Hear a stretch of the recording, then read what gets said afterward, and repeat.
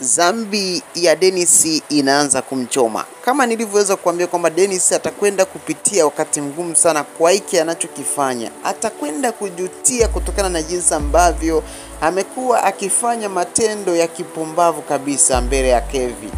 Leo hii tunamuona anamsababishia Kevin mpaka anaipoteza kampuni kwa mara ya pili, mpenzi mtazamaji. Na yote ni mipango ya nani?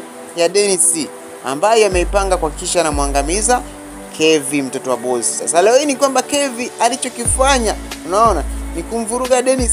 Amemtwanga kwa kweli, ni kwamba amempiga kweli kweli, mpenzi mtazamaji. So nikusi, kama ndo kwanza unaingia katika YouTube channel yetu, unaweza kaacha komenti yako, lakini wakati unaacha komenti yako, mimi zaidi nikusi usahau kuonesha alama neno subscribe, kubonyeza alama neno subscribe kuonesha upendo wako kwamba unaikubali movie yetu ya mtoto wa bosi na mfanyakazi wake. Lakini unaweza kuzungumzia juu ya hiki ambacho kinazidi kuendelea juu ya Dennis na Kevin. Unatamani nani aishinde vita, mpenzi mtazamaji?